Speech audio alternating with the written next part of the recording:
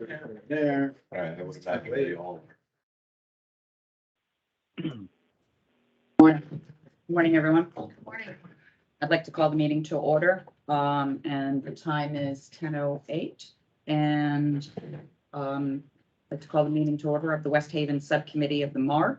It is September the 20th, and we are on site today for the first time in a long time. Actually, my first time on site. So welcome, everybody. Glad to see everybody's faces after such a long time. And today, the first item of business, well, as far as opening remarks this morning, I'd like to, one, thank everybody for being here and making the travels, those that had to make the travels. That was a little challenging this morning for some of us, such as myself. But also to let the members know that we do need to end today sharply at 12. We do have a subcommittee meeting, another meeting immediately after that with West Haven, and that's for our staff. So I do want to make sure that we're conscious of our time today. I'd like to hand it over to my co-chair and Christine, see if you have any opening remarks. Thank you, Ms. Kennison, and good morning, everyone. It really is nice to be in West Haven, so thank you. I appreciate the city hosting us in their council chambers, and look forward to continuing the work of getting the finances back on track. So turn it over to you, Ms. Kennison. Thank you, Christine.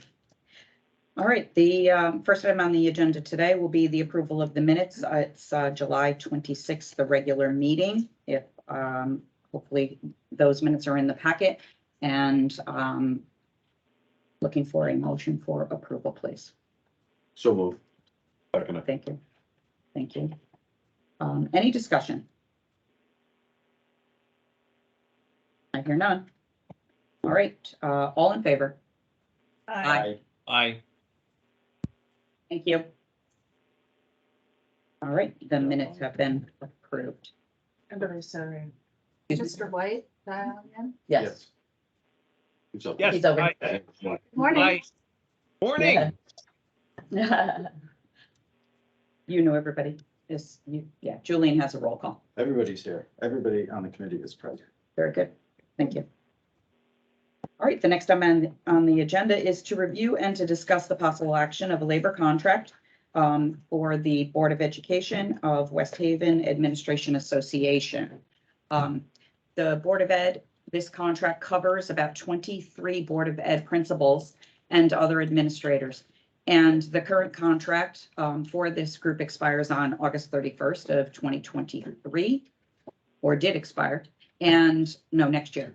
And the Board of Ed and the union have reached a tentative agreement for the contract with a term of September the 1st, 23 to run through August the 31st of 2026.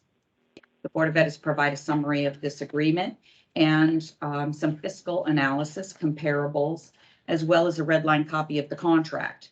The Board of Ed has provided an overview of this contract. We're going to ask them to please give an update to this group.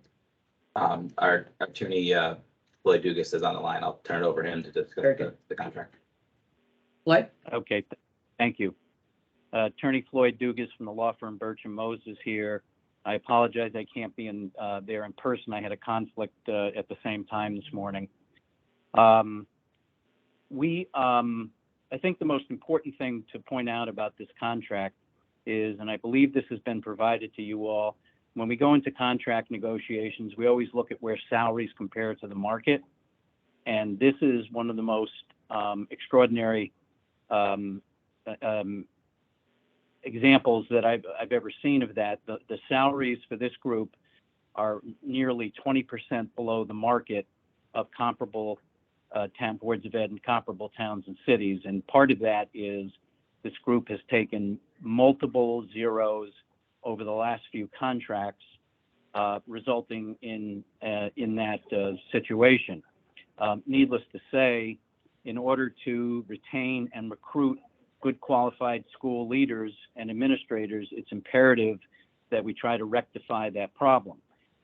In order to rectify it, the solution that we came up, and this only makes a pretty good dent in the problem, But the solution we came up with was to provide a 2% general wage increase each year, but then also to add a new top step, which is 2% above the existing step each year of the contract.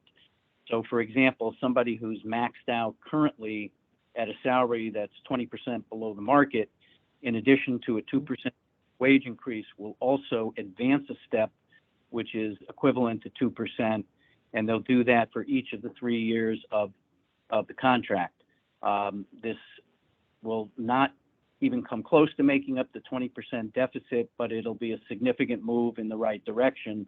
And I think one that's imperative in order to avoid issues with hiring and retention, which I'm surprised, isn't a problem already. The other piece of the settlement involves an increase in the cost share, currently at 20%.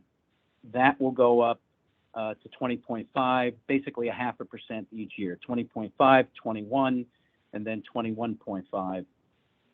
And otherwise, there are no substantive changes to the contract other than language that we started putting in all the contracts, or we're trying to get in all the contracts, that says essentially, if the cost of the partnership plan exceeds that of the prior plan that we had, we have the ability to switch back because, as I'm sure many of you are aware, the cost of the partnership plan the last couple of years has gone up at fairly significant percentage increases.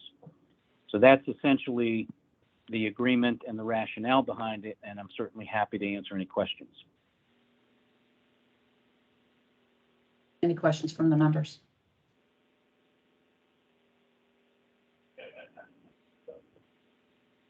Yeah, I have a question. Yes. On the payout for sick leave,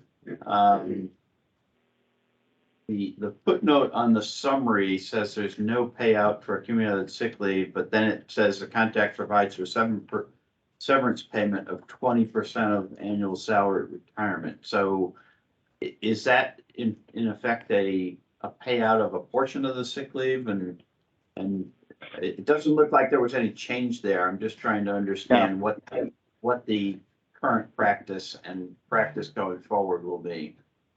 Yeah, Matt may be able to answer that better, but certainly there was no change to that provision. It's a long-standing provision, and typically in administrator contracts of this nature, you're right. It's typically either one or the other, you'll see, and at the end of the day, it's all money. Yeah, so after 20 years of service in the district, they receive a payout at retirement of 20% of their salary that they retired on. I think the point of the footnote is, regardless of how many sick days that they're able to accumulate, they are not to exceed the 20% of their salary for payout. So if they have no accumulated sick leave, in other words, if they've used all their sick leave, they still get the 20%? Yes, they do.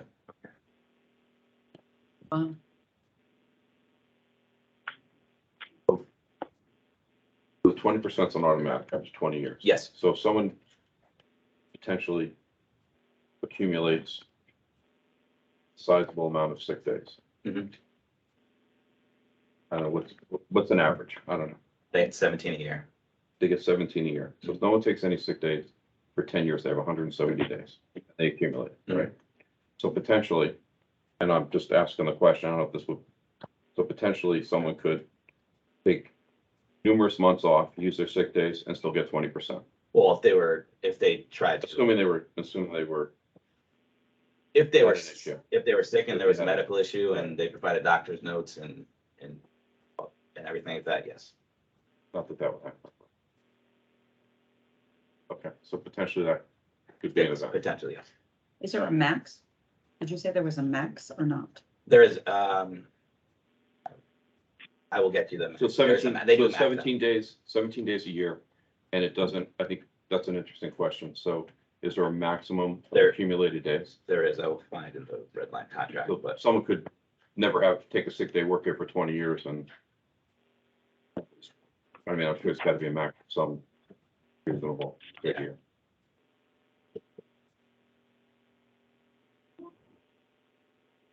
Any other questions while he's looking? Paul, on that example, I would imagine that if someone wanted to take a block of sick time, that there are rules around documentation from a doctor, correct? Yes, yes. Yeah, with some doctor notes, proof of insurance. Yeah, and I would just add, this is not a group where you would typically see any kind of abuse of sick leave.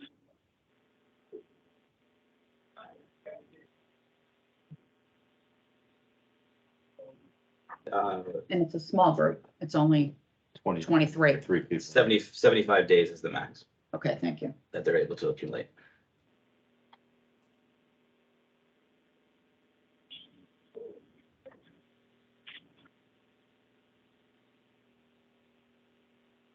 Any other questions? I don't have any other questions.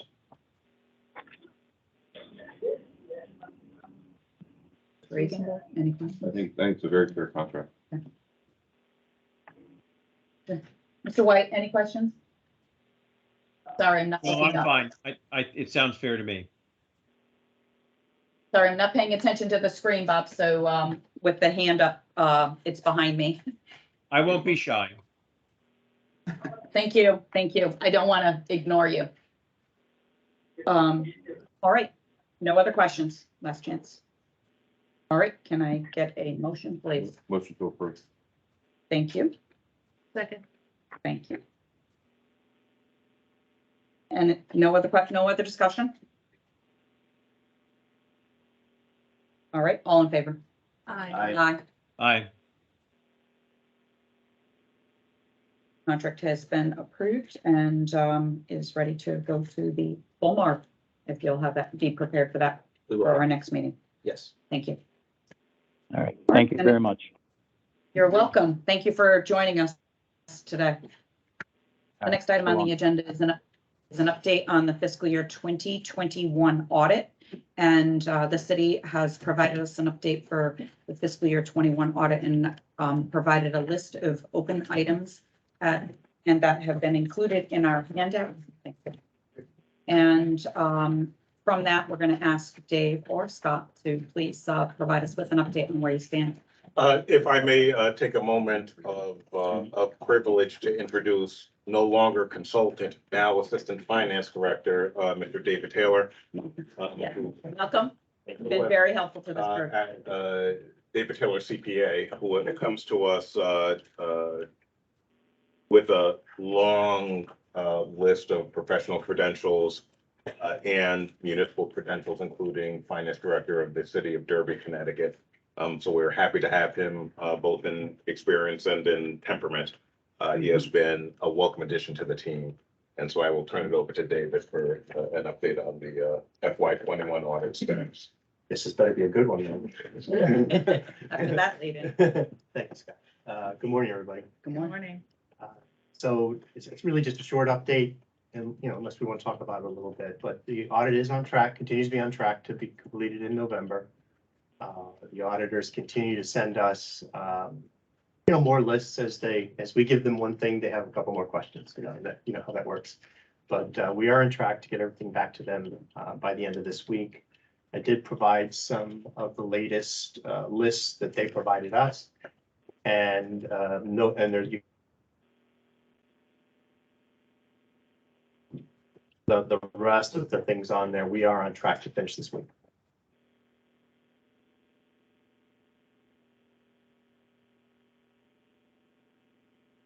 Thank you. Any questions from the members? I'm still diving through this. So based on your timeline, you think you'll be able to get through the rest of this week? Absolutely. Yeah, I think you're looking at the sheet with all the questions and I am. yeah, that is basically a discussion I need to have with our attorney and we'll knock that out. We're going to get together today or tomorrow. Okay. And then the two largest things on here, the police special duty and our chief accountant has been tasked as for primary priority to knock that out. And if I may add a note in regards to our auditor.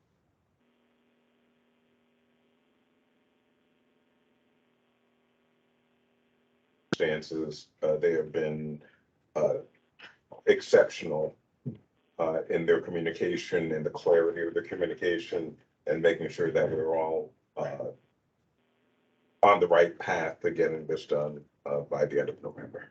Yeah, despite the fact they've been doing a lot from the office, there hasn't been many days that we haven't communicated. Mhm. Great. Came in from the board, all their outstanding items had been addressed as of, last Friday. Okay, And you notice that the sheet from the BOE is everything's done. perfect. Thank you. I'm looking under the fixed assets because that's one area that could definitely usually run on as a much longer project. And is that just pulling of invoices? Is that it? Or is there, when it says detail? Yeah, most of the stuff for the fixed assets was supplied yesterday, actually. Okay. And I do have, Because I know that can be a lengthy area. yeah, absolutely. And there's a sub sheet on one of those. And I have, in order to knock off one of the tasks, there's one more item that I need to chase down. And Okay. we'll be finished with that as well. Okay, that's good news.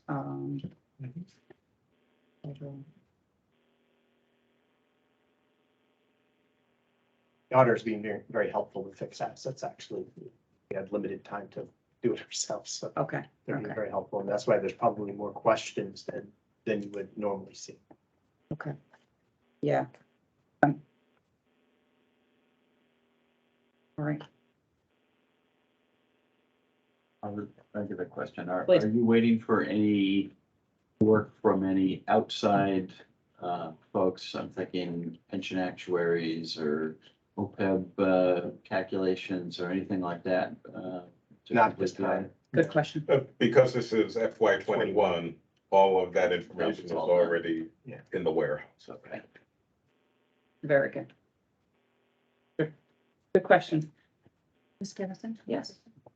So, the items covered in this audit checklist for fiscal 21, is there any overlap with the outstanding requests that were directed to the city in connection with the forensic audit? Or is that completely separate? Two different things. Okay, No. so none of the time periods coincide? Well, Or the time periods overlap. However, everything for the forensic audit has been supplied to Okay. Cohen Resnick. I don't know where they are in their finalizing their report, I guess, at this point. There have been overlap in that each auditor has chosen the same sample from time to time, but that's really not an issue. But I also think it's fair to say that the auditors, upon their engagement, did indicate that based upon circumstances, they would be taking a very close look at some of these items. So they are, in fact, looking at the same, in some cases, the same grouping of items. But that's not to say that that our annual auditor has assigned in any way items from the forensic auditor to Cohen Resnick. They're in fact looking at the same thing. Yeah, right. They'll do a complete audit. And if memory serves, the bulk of the data that the city agreed to provide after the audit was completed was related to personnel records, right? It Seemed was, to be the bulk of, it was, I think it's fair to say the bulk, but there were a number of vendor invoices as well that needed to be cleaned up. And so a vendor can also be an individual, so it's not necessarily personnel related. So it kind of depends on how you slice and dice that particular item. Yeah, I would say that the stack, I've got it in the other room, it's about that high of the vendor information that we did supply. And then we actually had a follow-up meeting here. On the payroll, they were kind enough because so many things were duplicative, this person for this, it's the same. They were nice enough to reduce to a sampling so that, they could make a judgment based on the sample of items we provided as to the legitimacy. So yes, we sat in this room. We got that monitor working, which is why it's working now. And went invoice by invoice with Cohen Resnick and resolved a lot of issues because we were all here and could look at the same thing in real time and make determinations based upon that. So that was I can arguably say that was the best meeting that I've had in my time here in the city of West Haven. The most productive use of time. Well, it's encouraging to hear that there are no outstanding requests and that Yes. these audits can be covered. Thank you. Yeah, I do recall that the challenges were within the payroll area and the reconciliation. Okay. We will be having an upcoming meeting with Cohen Resnick on the full audit because it's a full audit of all, not just focused on the West Haven piece. Thank you. Great. Thank you. You know the timing on that? I'm sorry. Of what? That meeting with Cohen Resnick, we're just curious. I don't know that. Yeah. Yeah, and it's all of them. It's Right. not just one. So we're not gonna have the meeting until we're prepared to, they're prepared to be able to report out on all of the towns Mhm. that they're auditing. So you're just one of the many. Thank you. And I don't know that date at this moment, so I apologize. I've been out of the office. I'm not up to date with my calendar at this moment, but we'll, can bring an update to it if we have one at the next meeting. All right, thank you. Next item on the agenda is to provide us with a update on the development of the budget mitigation measures for the 5-year plan. And the city has updated the, I'm sorry, the most significant open item regarding that was the development of the budget mitigation plan and the controls and the costs over that long-term planning. The city has been working on this mitigation plan and provided an update that's provided, I believe, in our materials today. And Julian tracked me to which one I should be looking at. Is that this one? Yes, I think it is, right? No, No, um, forgive me. it's gonna be, it says at the top, the West Haven Development of Mitigation Thank you. Measures, it's on.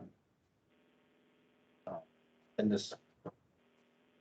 David and Scott and their team put this together as to their first foray into coming up with some long-term measures, so. It's a work in progress Yeah. and Okay, give us a flavor of what they're considering. that'd be great. Yeah, yes. Again, stressing that it's a work in progress. We are at the beginning stage of putting together a chart that will track everything and develop goals and assign individuals to it. But there are some things underway. We've been able to make some progress on certain of them. So I did write this little missive here to kind of discuss what we did to get ready to focus ourselves on where we might be able to save money. And you can read down through here, but certain items we took off the table, like the real recent move to the state partnership plan. This group was not the right group to sit down and figure out, what to do with that ongoing. As was mentioned in the BOA contract, obviously that's something that needs to be reviewed from time to time. The other thing that we noticed, bond payments, other obligations, any post-employment, accruals and payments into funds, they're really out of our control at this point. We weren't looking at those. So we narrowed down our categories. And as we looked at them, there's a little chart in the middle of the report. And you can see solid waste, utilities, maintenance, city insurance. And then it just falls off, down to a very low numbers, low bang for the buck, and potentially spending a lot of time and effort on something where you're not going to save a lot of money once you get past here. So we identified that going into this process. So, and then on the revenues, we wanted to focus on non-tax, non-grant, non-state funding. Put the focus on economic development, some of the other areas where we certainly user fees, where we could possibly make a difference. We sat down together. I think there were 8 of us in the room, 6 or 8 of us in the room, and from different disciplines, and just to sort of, I like to use the word Kaizen. It wasn't really that developed, but we did spend a couple of hours discussing and coming up with ideas. We developed a list of around 30 ideas that we're looking at now. You know, we haven't really fleshed all of them out yet, but there were a few that we feel like are underway and we're moving forward on, and that is the last page of my, of the document. Just, it's rudimentary and there, you know, there's a lot of work to be done, but this is the beginning of the work. And, you know, I've added columns in there with nothing, no information in them, because that's what we intend to do is complete that out as we go along. Thank you for going through this exercise and starting to pull this information together, as we know that it was really important for many of the board members, and it is very prudent to do that.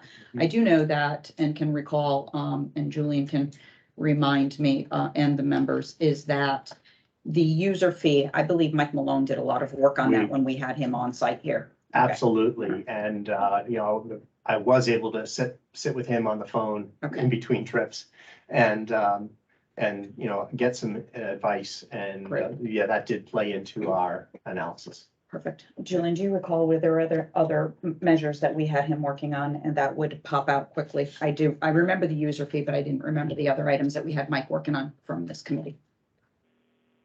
The three large ones that he was working on were the partnership, which was already executed, the user fees, and I think there's still a couple opportunities that may be hanging out there. And then the third was energy efficiency measures across all the municipal buildings. That one is still open. Right, so the ESCO is something that we have been continually analyzing.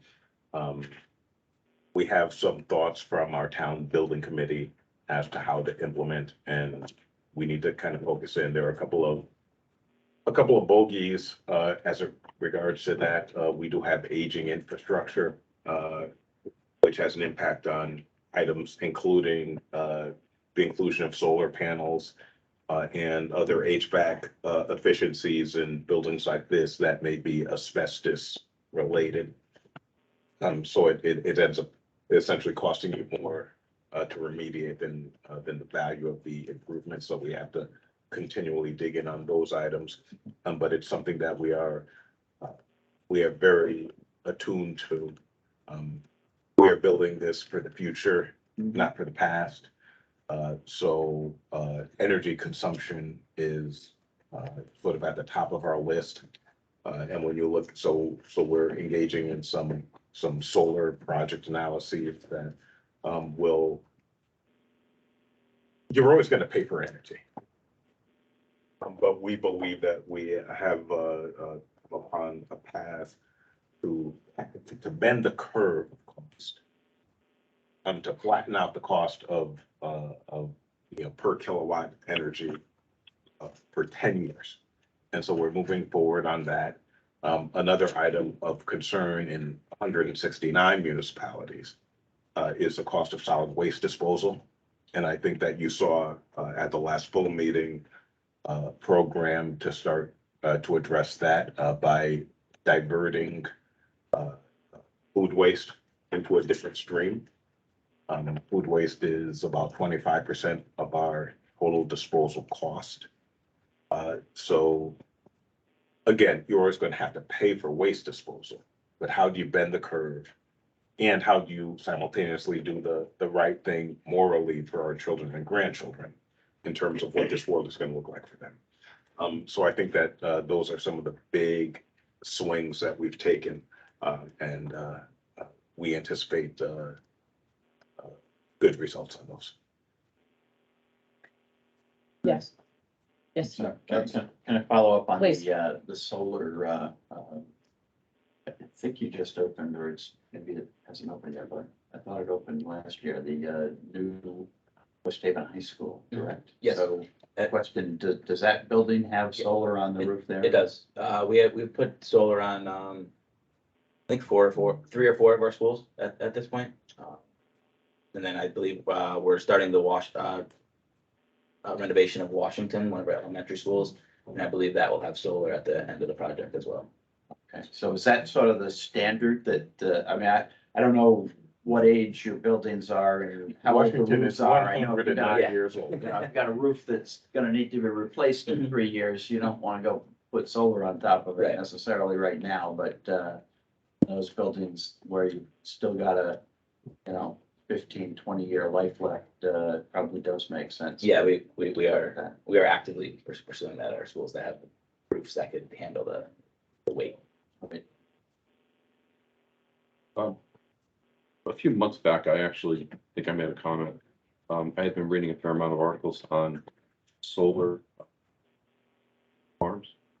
And up in northern Connecticut, there was a development where there was an abandoned movie theater. It's just an open lot, couldn't do anything with it. And the developer came in, gave the town a proposal and put in a solar farm. And it was, at one point, it was dead space, wasn't producing any income. Taxes were in arrears. And I drive around West Haven every once in a while because I don't live too far from there. And I think you might want to consider looking at those opportunities. And there's an awful lot of development that would throw off, would mitigate your cost per kilowatt hour, and probably perhaps even make the city a few dollars on the right piece of property. So you might, I don't know if you, that, I remember mentioning it because I happen to be doing a little reading on it. And I thought it was interesting. Thank you. And one of the great things about having the meeting on site is all of you parked in the parking lot. You will note that there is no tree canopy in the parking lot. So one of our first projects is actually creating parking canopies that are solar in this parking lot here where you parked, which gets sunlight for every minute of every day that the sun is up. So I appreciate your comments because that is exactly what we're doing. So we're starting to look, we're starting the project here and on the city side. The board obviously has their projects as well. We're starting on the city side here and at the police department in creating these police or these solar canopies, which is something that is starting to grow as a concept nationwide. Just with regarding the parking monetization and some of the plans there, that include outsourcing parking collection, enforcement, and also it says reduce payroll to monitor lots. Who does that? Who engages in that now? There is a security, so a lot of this comes from beach parking. And so we engage a security firm to collect at the beaches, but next summer, we do not want to be in the cash business. We want to be in the app business. And so we are engaged in a process, and when we get to the MOAs, I think we'll talk a little bit more about it. But a project to get rid of cash, get rid of coins, and do everything parking by app. Text and everything. And this doesn't overlap. I guess part of my concern or just a thought that anytime you're looking at outsourcing, depending on who it's done by, right? Whether it's one of your bargaining units to engage labor council, if you have to, depending on what your contract language says, at least have minimum of impact bargaining only. Typically, these obviously outsourced Yep. or part-time summer work. Okay. So it's not really I don't think it's. It's not gonna be within a the scope legal of issue. work or Yeah. work jurisdiction of anything. Okay. And it also would involve areas that there is currently no one. And possibly this lot here. There are a number of areas that were put out and say, hey, here's where we would like to have parking. Rick, 3 bids? 4 bids. And the fun thing is they all have a different way of charging us what they do.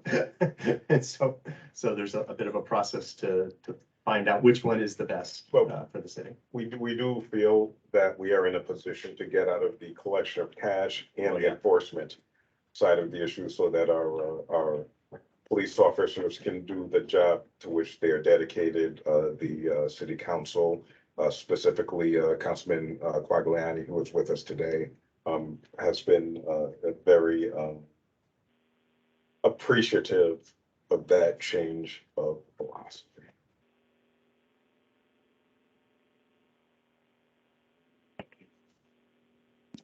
This kind of opened up in my mind, beach parking. I don't remember how much parking you have at the beach, but obviously the beach is a huge amenity and there must be, people must be parking somewhere. Is it all street parking near the beach? I don't remember there being a big lot that was like a municipally owned lot, although maybe maybe it's changed in 30 years or whatever. I don't know. I think there are 11 lots, is that? 7 lots. Seven that non-resident, Plus, non- and how many per resident? 11, altogether there's 11. Yeah, okay, 11 lots in total. And so do residents have to have do they pay for a parking sticker? Sticker in their car. Or is it a free? They get it, For residents. they get it with their taxes. So there's no charge for residents, but non-residents can park on a daily basis fee, is that the? Yes, And how much money do you collect roughly annually from? We that? collect about $70,000 a year. So we've collected this beach season, which is, so if I look at the season which crosses fiscal years, we've collected about $57,000. got a late start this year. Our former method of payment broke down. So we had to cobble something together.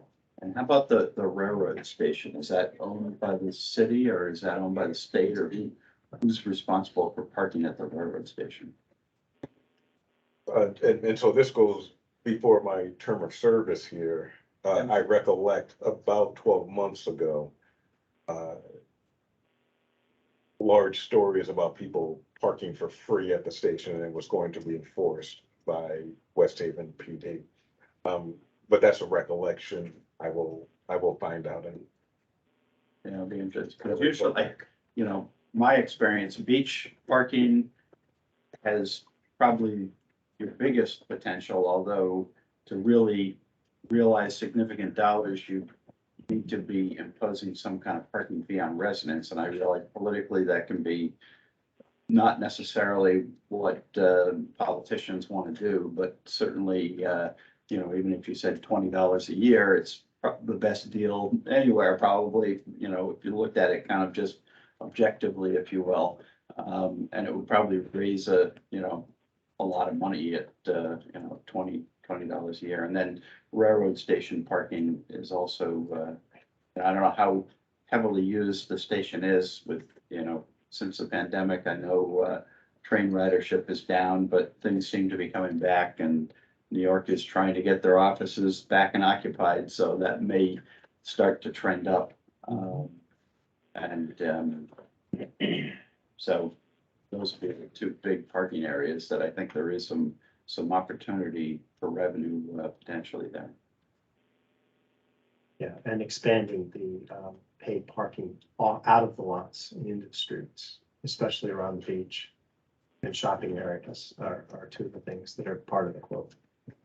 So currently, the street parking that's sort of within walking distance of the beach is it designated as resident only parking, or how does that work? There are certain streets where you have to have a tag to park there, then others you can park at. It's a bit of more of a walk. Right, but then the only enforcement you have is cops on the beat, basically, so it's not I assume, the highest priority for the police department. I would hope so. You don't have a dedicated group of parking meter people that enforce parking. I mean, I think it is and it isn't, and I'll explain what I mean. The beach is arguably the city's #1 amenity. And it brings in people from all over. And so my old chief of police friend would say, you have to have police officers where the people are. And so we dedicate a lot of resources to the beach. Now, are they looking for a car that is parked improperly? Or are they looking for something more significant? So it depends. We have the eyes on the street.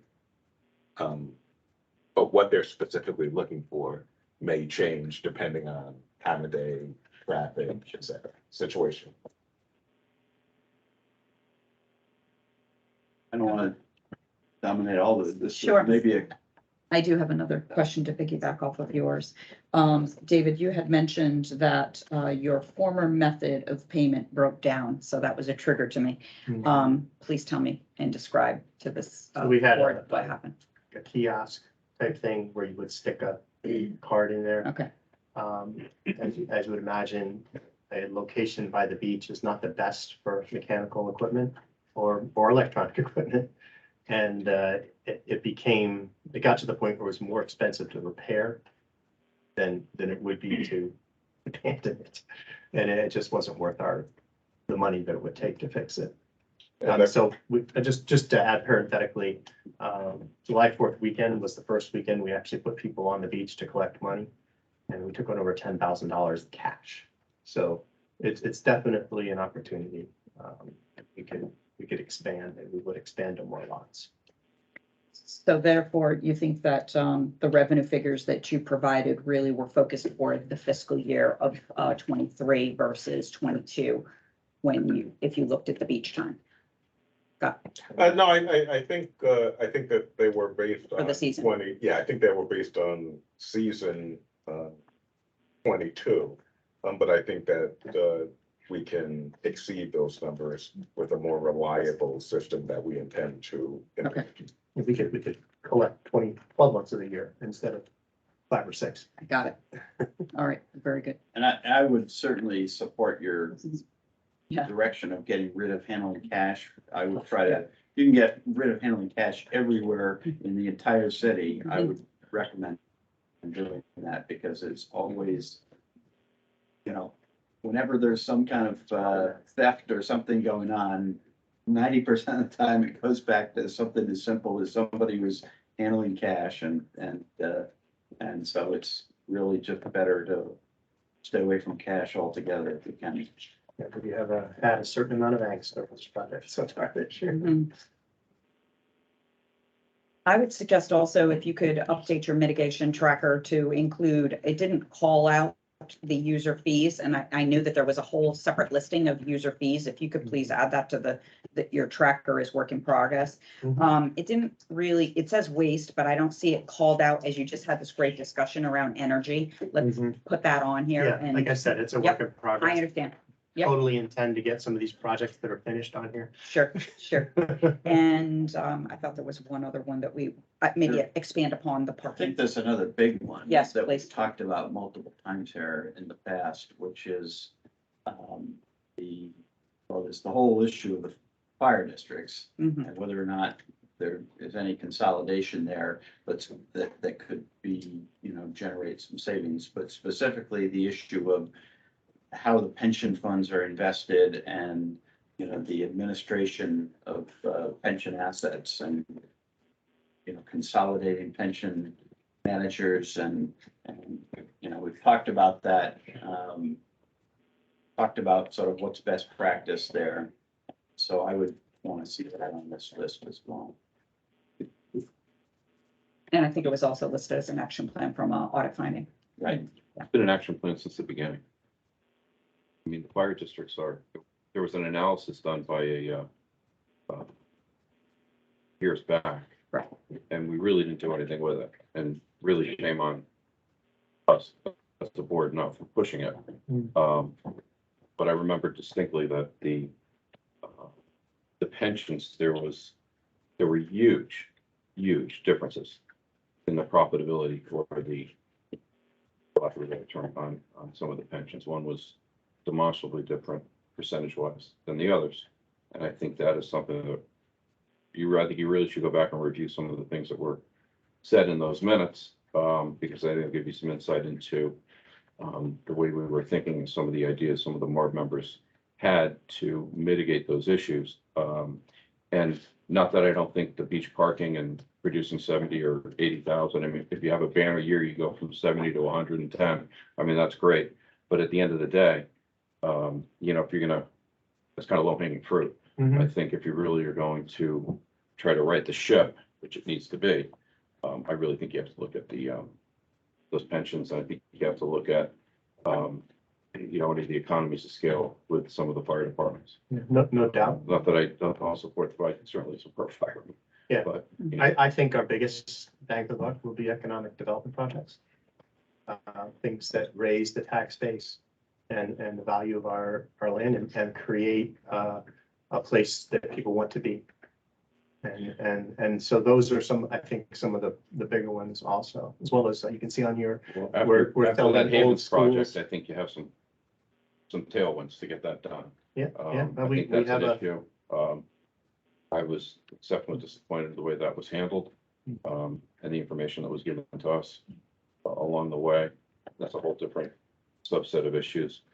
But I think obviously economic development is, what makes West Haven so much different from developing like Milford has, or some of your surrounding towns. My suggestion has always been to talk to other successful economic development teams, such as Shelton, who is in the middle of the valley and is successful. You got North Haven that's successful. You have some of these other towns that surround you, Milford. I think if you're going to spend your time trying to come up with a mitigation plan, I think you got to go to the top and work down. So, Right. And I think part of that is getting out of the corporate boundaries of the city of West Haven and engaging more with regional groups like Rex Development, to make sure that we are consistently marketing our properties through a larger entity with a bigger footprint. right, So you seem that to have a we can micro compete. view of some of these properties and how they're handled. The way I see some of them coming to market, they're kind of done in-house. There's really not a broad view. I think you have to really look at your policy and how you go to market with some of these properties, because I know as I drive around, as I said, I don't live very far from here. There's an awful lot, and there's developers that are here, like the one down by UNH. That development was, I thought, done well. So I think that Yeah, and we're working with them on additional developments, including bringing Hartford Healthcare in. Right. Those are the types of things that we want, the things that are specifically local, that you can't pick up and move because the customers of that place live here and must and you go also there. have history of paying the taxes on them. It's always fun. So, but that's just my view on that. With economic development, as you brought up, has there been any shift in the, at least with my last remembrance of the city's thoughts regarding the Havens property? But I guess what I'm asking for is, has the city finally embraced the fact that development is not going forward? I think that and I will caution that I'm speaking for and interpreting the mayor in these remarks. There was a call a few weeks ago with the developers. I was not on the call, but I heard about the call thereafter, where when asked directly of the development group, are you abandoning the project? The answer was no, no, no. Does it mean it's going to look exactly like they initially figured? Probably not, not in this environment. But it is privately owned property. And how they decide to move forward is really in their hands at this point. But the project or their desire to develop the project does not seem to be mitigated. It's the how that is the question. Yeah, I mean, it's my understanding that the May meeting, that, they were pretty clear in saying that to move forward, at least with the Havens project, they needed an influx of either state or city funding. And they were told by the officials there that that wasn't gonna happen, so that kind of answered that question. Also, the other thing is just, which strikes me as a little bit in conjecture with, the then moving forward, something is CBRE, going back at the end of August, and the property listed, for potential sale. Which I guess if they're looking to move forward with something, maybe they're Right, keeping right. all options on the table, sell it, unload it, or try and do something. I think that may be the case. I mean, if you look directly across the water, you see some developments in New Haven that are doing quite well by all appearances. So it could be a subdivision, it could be a revision of the original plan to include more residential. There was the linear park there that I think that we're probably gonna be pretty firm on.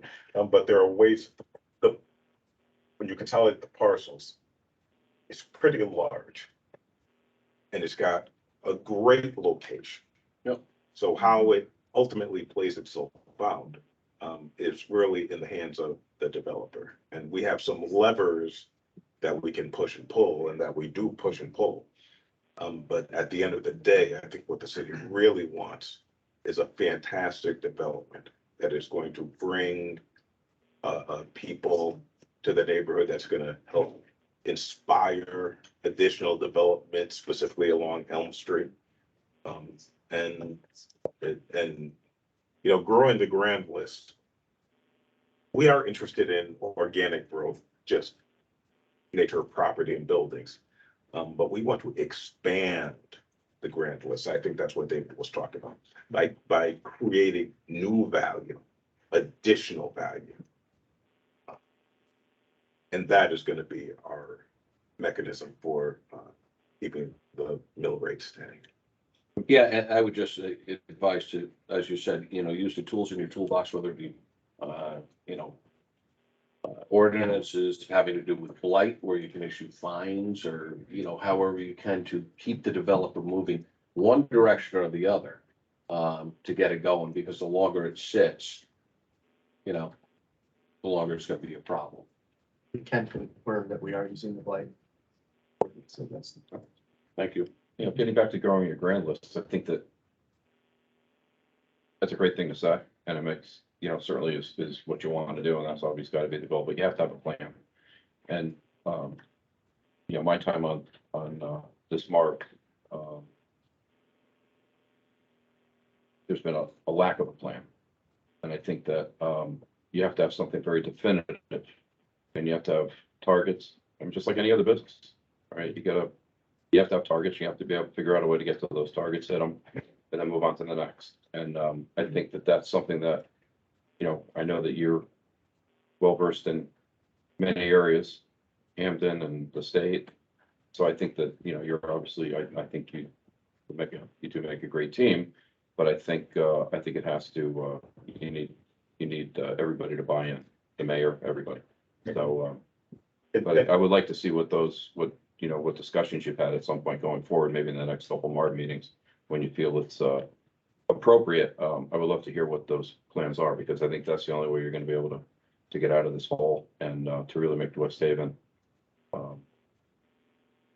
something like some of the surrounding towns. And we are I titled the finance team. That's what I figured. However, I think we are cognizant of the plan of conservation and development.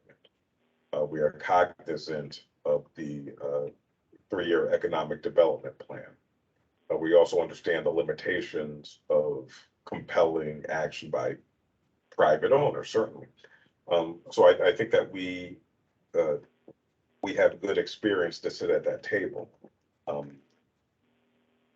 And I would love to be able to come back to you in a couple of months with something a little bit more substantial. We did recently lose our Commissioner of Planning and Development, which puts a little bit of a hitch in the giddy up, as you might say. But that's really the primary action in terms of making the city a place where people actually want to invest, and do so in a way that is coherent with the desires of the residents of the city. Anybody? I have some questions. So I appreciate the discussion around the strategy around economic development, the growth strategy, because I agree that is the surest way to develop a sustainable path toward growing the cities and stabilizing the city's finances. I want to separate out those discussions, though, from what I think are the discussions around the opportunities around the pension funds and the management there. I know I've had conversations with your predecessor, Mr. Jackson, and actually connected him with some consultants who could guide on the preparation of an RFP to really kind of get for the city to get its hands around the scope of the problem and the opportunities, quite frankly. So I didn't see on our list of ongoing requests from the MARB any reference to pension matters, but if we can make sure it's on there, did I miss it? You didn't miss Okay. that. That just seems like it should go on the list. I agree with that. Right. So it's a much larger project than sort of an individual info request. So just treating it as sort of a different Right. piece, but I think it needs the moving forward on the pension administration and the investment strategy is kind of a big project that needs to have one of these type plans mapped out, like with the steps and who's doing what. As And it's an maybe- audit, Or otherwise, it's just not gonna move forward. And it hasn't moved forward. So as long as I've been the treasurer's designee on this committee and board, we've discussed the necessity to really kind of understand some of the kind of entrenched approach to managing the pension assets. Separate and apart from the independence of the fire districts, you know, that there is perhaps an opportunity to kind of avail the funds of one general investment consultant, for example, who can, you know, perhaps pool the assets in a way that will give those funds a broader or deeper asset allocation, which could address some of the return challenges that comparable funds may not have with a little bit, with a different model of oversight. So so maybe on our ongoing list of pending requests, we can have a separate section for the longer term projects, but I really think I want to renew the interest because it just keeps falling off. And I appreciate your comments, Mr. Falsigno. We have to better understand. These are assets that potentially could be more effectively managed. We don't know that yet. We have theories about it, but I think we really need to kind of bring in the expertise that will allow us to really answer those questions to our satisfaction. I just want to comment, for you, Christine, as well as everybody, that is an audit item that has been and is still an audit item. While we have 3 trackings that we focused on heavily to make sure that they addressed the purchasing, the IT, those were really major. That should also, as Julian mentioned, have its own tracking because it is an audit finding. So I would suggest that we don't put it on this particular one. It needs to have its own bust out with That's fine. action plans. But your case in point is very well noted because we didn't bring forth, I don't think we brought forth today, all of the open items that are listed for our audit findings that haven't been addressed. These are 3 of them that spin off, that where the focus has been, but there are many other audit findings that haven't been addressed, that being one of them. Thank you. As long as it's on some list. I agree. Somewhere. I agree. We have many. Thank you. And it does keep rising and dropping. And Christine, I do thank you for your work because I definitely asked for you to help out in that area. And that's the area of expertise. And I do believe that Mr. Taylor and I are completely receptive, not only to this concept, but I think if we all had a common worksheet, Yep. that it would be extremely helpful Sure. for us in prioritizing our work. I have a quick follow-up point. So, Mr. Taylor, are you in the Assistant Finance Director position permanently? Is permanent? Yes. Okay, so the update indicates that the advertising is ongoing for an Assistant Finance Director, so maybe we'll change I that. guess they're worried about. Right. Well, there is an official probation period, but after serving it with us. Open until filled. Actually, that particular update is a July update. We did not get a new update for I this see. meeting. Right. Understood. Correct. A lot can happen. In a span month. of a- And it usually does. Right. Actually, that's a good win. So we do want that update. Thank you. Kim, Yes. yes, Mr. White. just a suggestion, I'm not quite sure how you're keeping the list, but a big project, I think that's a little broader, has to do with the fire districts. And we've talked about, pieces and a common manager and all those are good things. But is there something where we can focus on how we get the mill rate down? Because as people have said, because, when you lump together the city and the fire districts, they're in the top 5. And, I don't know who leads that effort. I think we, have to look at Allentown, because the city has, their hand in that. The other two, I'm not quite sure what levers we might have, but I would suggest we do that because I think that is a little broader issue that really needs to be addressed, and if successfully addressed, can really help the city's long-term future. Agree. Thank you, Mr. White.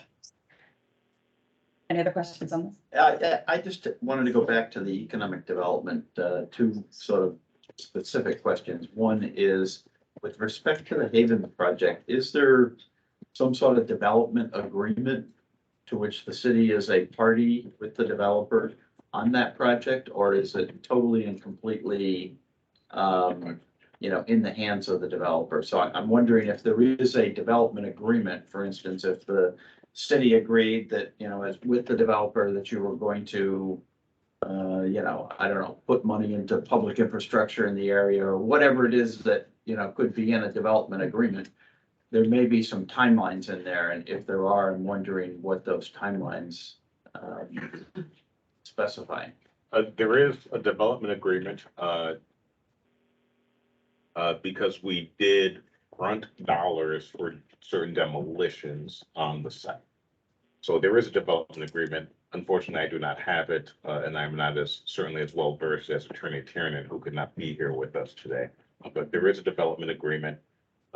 We did receive funds from the state of Connecticut via DECD to engage in this project, and the returns from that grant will refund the dollars that we have spent on demolition, approximately $1.3 million. But I would have to have Attorney Yeah. Tiernan give you So that. I'm interested in whether or not there are any timelines in that development agreement that the, developer has to do X by such and such a date, and if so, what it is they have to do and what that date is. Well, there is a trigger that I know of, which is the creation of footings for development. But I do not know of a timeline, but I will have Attorney Tiernan deliver through OPM staff the details of that agreement. Okay, great. And then the other question, which is sort of broader, which is, I'm assuming that the city has a plan of conservation and development, because they're required to have such a plan.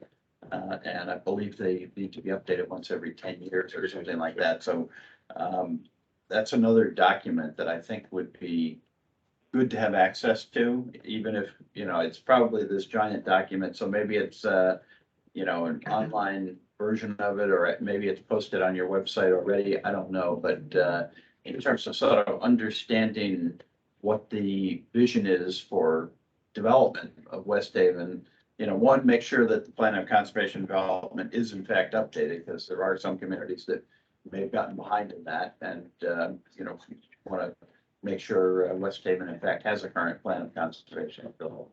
And then number 2, understand better. So what is the vision, for developing whether it's the waterfront area, Campbell Avenue, Route 1, you've got a bunch of areas that have, I think, potential for redevelopment, if you will. And so I'm curious, what is the vision of where does West Haven go over the next 10 years? Okay, well, we can certainly get to you either the development agreement or a reasonable summary if it's hard to parse for the havens as well as information on the POCD. Okay, thank you. Julie? And then, you also made reference to a 3-year economic development strategy. So we could, when we get either, a link or point us to where we could find that as well, because that'll hopefully spins off of the POCD and is in alignment with it, but give us an idea of specifically what strategies and tactics the city has in mind for development. Wonderful. Thank you. Got the 1.3 million that was put in for demolition. Was that money that is supposed to then come back to the city? That is correct. And do we, if I could just ask, with the development agreement, if specifically when you forward that, which I hope wouldn't take too long, if it could be specifically highlighted what part of that agreement mandates or talks about that 1.3 million and how the city recoups it. Well, Thank you. Has work been done using that 1.3 yet? yes, demolition has been, Completed? Yes. Okay. All right. Any other questions on this topic? All right, then we'll move on to agenda item number 6, and that is the Firefighters Agreement. At the September MARB meeting, the board raised issues with the Firefighters Agreement that's on this agenda, and the board wanted some clarity in the intent of the provisions regarding manpower and whether the commitment to increase manpower, if the city is awarded the SAFER grant, would it be a permanent commitment? Yes or no? And it was not clear for all of us to whether the financial impact of the increase of the manpower would be just for the grant period or if it would be ongoing. If it was to be ongoing, we would want to make sure that that would be included in our overall plan, the 5-year plan. The board also then signaled that it had found that the one-time hazardous pay stipend to be excessive and that it encouraged the city to revisit the use of the ARPA funds. Consequently, the board we did not approve the firefighter contract, nor did we approve the agreement for the hazardous pay stipend. So while these items are before the full board, had gone before the full board, we're looking for an update today to see what the status is on these 2 items. we have Chief Terenzio of the Allentown Fire District who will speak to those items. Thank you. Good morning. Well, thank you for the time to provide the clarification that is so important that you are looking for. I'd like to speak to the contract, which is very important in my estimation, on the question of the increase from 5 to 6 minimum manning. And I know that Mr. Egan is very concerned about that as well, having worked in that industry. Yes, as the fire chief, I can increase to 6, and I do on emergency or emergent conditions. At times when we need to have 6, I can do that. It's built into the budget. However, not on a permanent basis. The request for SAFER, haven't been here just less than 2 years. I identified one of the main things needed to be done was to increase the minimum on-duty staffing to 6 to meet the NFPA 1710 standard. Which is for fire suppression operations, emergency medical operations, and special operations to the public by career departments. And this is the 2020 edition, Chapter 3. And to give you a better understanding of the situation that we have here, not just in Allentown, but the city as a whole, the NFPA identifies a dense urban area as a population density of over 3,000 people per square mile. And certainly West Haven meets that. And essentially Allentown, with 3.2 square miles, with 16,500 residents, meets 5,500 people per square mile. The standard, which again, I want to emphasize is a recommended standard. This is what most fire departments throughout the country try to meet. Operating units, according to the NFPA, minimum levels necessary for safe, effective operation, engine companies shall have 4 on board. What is really important to understand here is that we need to have 6 on duty because we're doing EMS as well. Right now we have 5. 68% of our calls are EMS, so that takes 2 of my 5 out. So that leaves 32% of the time I am responding with less than what the NFPA recommends. And what is also more importantly, which is not a recommended standard, but a mandated standard is OSHA. And OSHA 1910-134 section G4 requires the 2 and 2 out rule. And so that effectively leaves me 38% of the time, I do not have the minimum that OSHA can come back on us, which they may not necessarily do, to have 2 individuals outside to immediately intervene in an emergency for 2 in an IDLH atmosphere.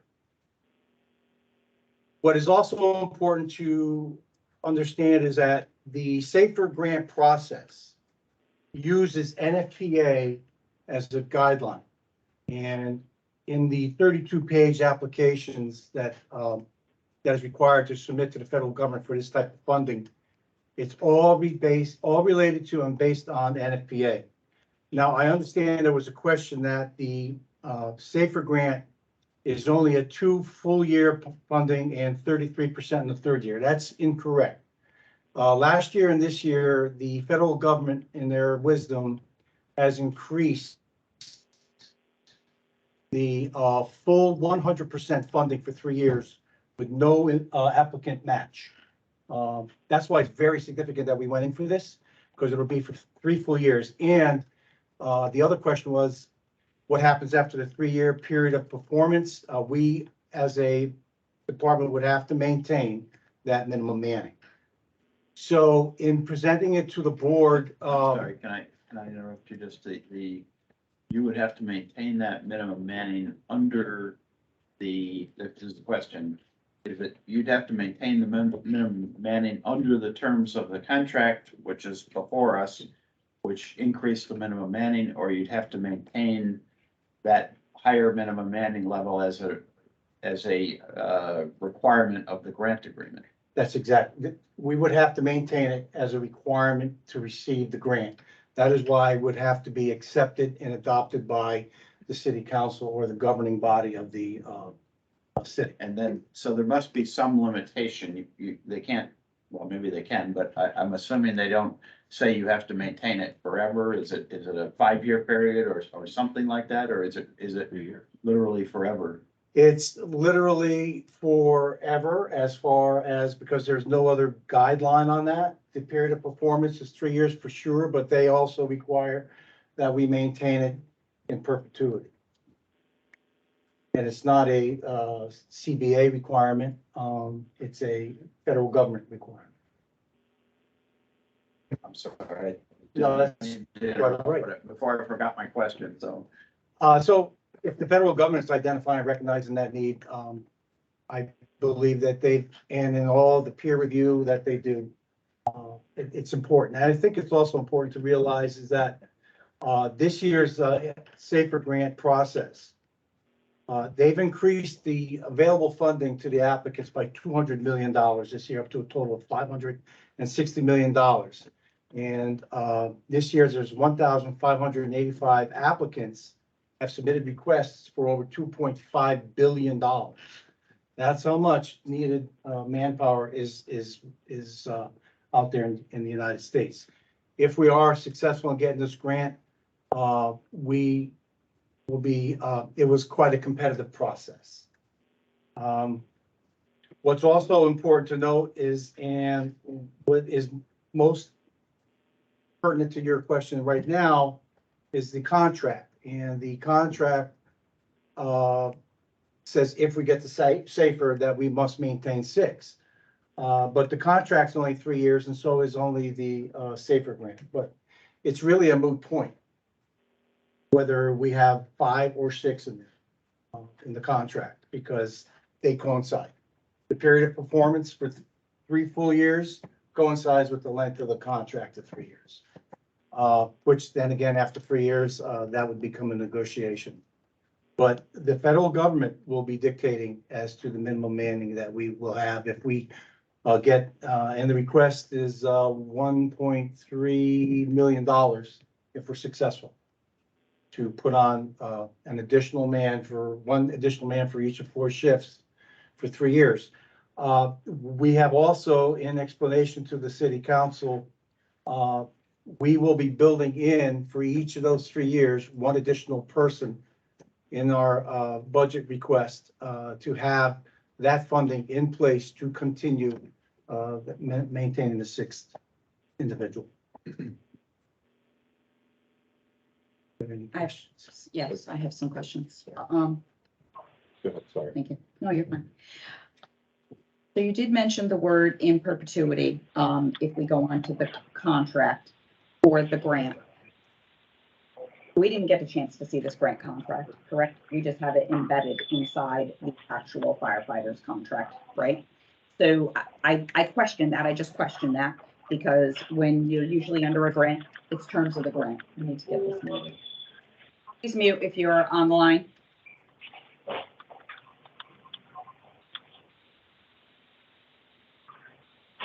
And so I haven't seen a contract from a federal government where they make it beyond perpetuity, beyond the grant terms, not even in any of the state contracts that I've seen, okay?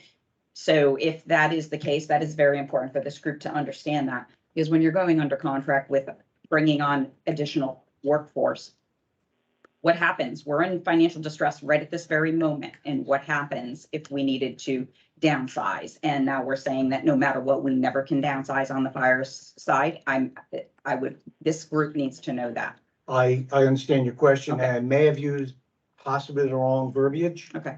I don't have the documentation from Safer with me. I apologize.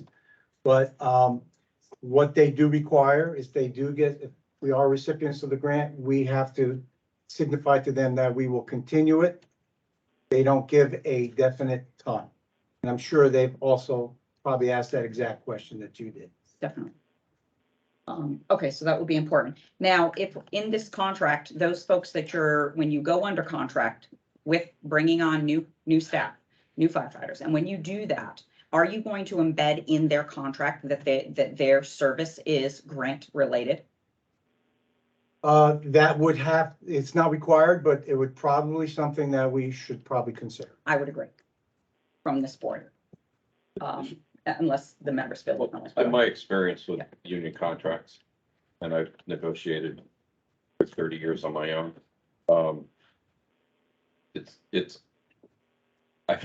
I've never seen a union negotiate people out of a contract. So I think this board has to realize that once you, and this grant may be the greatest thing, may be perfect for you, and I'm sure it is. But I think once you hire those people and at the end of 3 years, you have a financial decision to make, I think that the bat's going to be taken out of your hand. Just from a union side, that's just the nature of Typically it's seniority based. Right. So, These would be new positions. And so I'm suggesting that in the negotiation, I've seen this in teachers before, where you're bringing on research teachers and their federal government subsidizes the money for that research. And in those contracts, they are have a term, which is grant related, the grant funding being one of the requirements. Should it go away? I don't see that here. Yeah. Okay. I would just find that hard to Sure. negotiate out. I would just like to, as far as my thoughts go, is that being that, and certainly interpreting the majority, what it seems like, or the whole board at the full board meeting, is the staffing tied beyond the grant period was the issue. Yep. With the chief's representation that It's mandated by acceptance of the grant, I think twofold. I think we have a grant issue, and if that's still an issue for the members of the board, I think the acceptance of the grant, and I don't know what authority we have there, and it should be reviewed.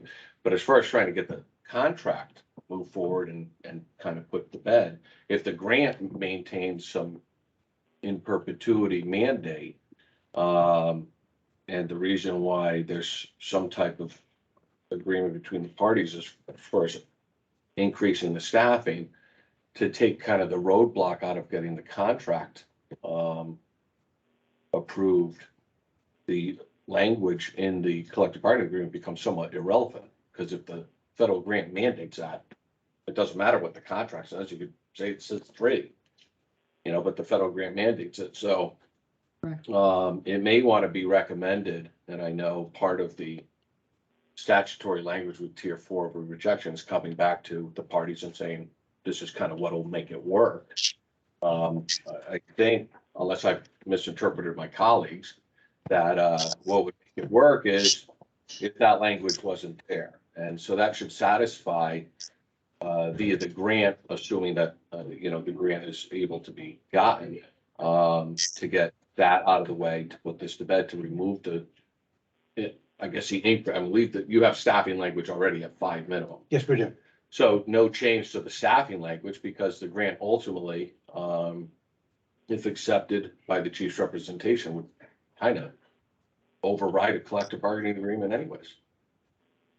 Or it's For 3 years. I mean, I agree. I think, I guess, first of all, I see us kind of sitting in the role of management, if you will, when it comes to collective bargaining arrangement. Obviously, the employees have their own interest and make their own arguments and, represent themselves. But I think we're really on the, looking out for the finances of the city of West Haven. And I don't see that there's any real upside for the finances of West Haven to put in this additional requirement in the labor contract that specifies that you're going from a minimum of 5 to a minimum of 6.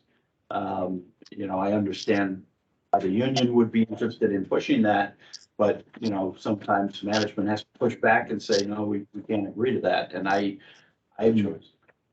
just don't see any advantage to having that language in there. As you say, if you get the grant, and I do think, given that this grant sounds like it potentially could have long-term financial implications, I think the grant should come back to the MARB board for approval, when that's an appropriate time to do. Maybe it's not until after you receive word that you're going to get the grant. Maybe it's an acceptance of the grant, should come back to the board for approval, and, final decision about that can be made after we've looked at the, what the terms of the grant are and how long we're obligated to fund the additional position for. If it's forever, then we need to know that going into it. Again, I don't see any real advantage from the standpoint of the financial standing of West Haven to change your existing labor contract to go from 5 to 6. Doesn't mean you can't go forward with the grant, and that's a separate decision. And if you get the grant, then great. That is something we can decide on at that point. I would be more than happy to provide the answer to the question about what does the federal government look at for its extended beyond the period of performance of 3 years. Thank you. And the grant awards have begun. Safer grants have begun. Awards have been announced beginning August 29th and up until 2 weeks ago. I anticipate hearing as soon as possibly tomorrow or by the end of this week, and up to the end of the month, beginning of next. They should have just allotted all the money. So we could have these answers as soon as tomorrow. I can get that information to Mr. Jackson and the city to get to all of you to help you understand better. Since you're creating a list of questions to answer, Chief, It strikes me that contract language, which makes reference to a minimum of 5, is not inconsistent with staffing at 6. And one of the question I would pose is, can the contract language make reference to minimum of 5, which doesn't constrain the city long-term, as Mr. Hamilton has cautioned, and we could still staff 100% funded for the 3 years without there being the contractual provision which references 6. I appreciate that, and I think, speaking to those of you and that are in the audience now that have been involved with the fire service, it's not water necessarily, or equipment, or the best equipment, or the most expensive equipment that puts out fires. It's people. You have to have a certain amount of people immediately and predictably available to effect the mitigation of a fire condition. Certainly, as a fire chief, it's my job to advise my employers in what will be best for the protection, obviously. And we have such things as the NFPA and OSHA and all the other acronyms that govern us to help us find that guidance. So to be clear, Chief, I think that there's agreement and deference to the assessment that you've described to us.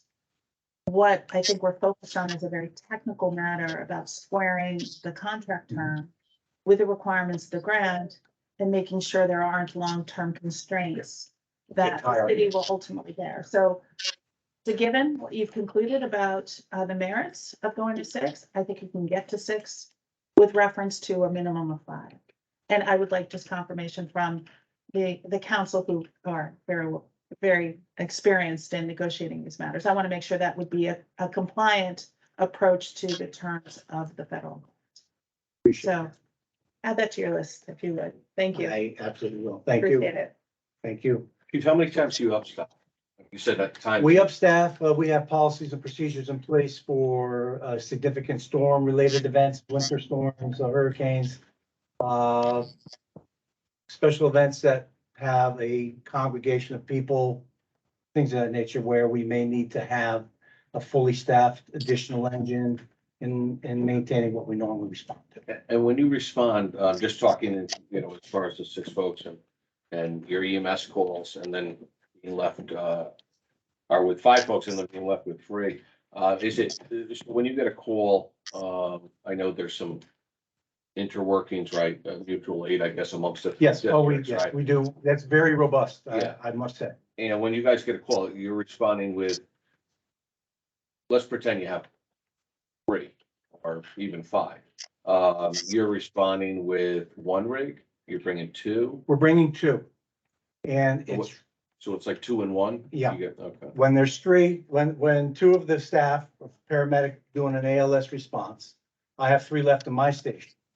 And when it's a smell and bell and there's not significant reports, we'll respond only without backup from the other 2 districts. And we're responding with 3. We'll roll a quint and the engine. When 5 are on duty or in the station and there's no EMS, what happens is we beach the rescue. And in our current facilities, we have to pull the rescue truck out, bring it around their back, park it. And the 2 individuals board with the captain, the quint, and then 2 individuals go on the pumps. So when the rescue is not responding to an EMS call, we do have 5 to initially start an operation, and we do pretty well. Our area of demand, we have multiple 2.5 and 3-story wood frames with 15-foot spacing. And twice now in my short tenure here, we've had 2 significant fire calls where I was fortunate that the rescue wasn't out and we threw 5 men initially at it. Of course, I have the rest of the cavalry coming from my more than qualified colleagues in both the Center District and West Shore. And we are working quite closely, I have to say, operationally, where essentially we have 25 staff on duty citywide, and we can rely on that. So anything after a second alarm, we're calling in New Haven and mutual aid. But that's essentially what it looks like. 32% of the time I'm responding with 3 to a fire call. And 68% I'm responding with 5. And I guess just to kind of reiterate my point,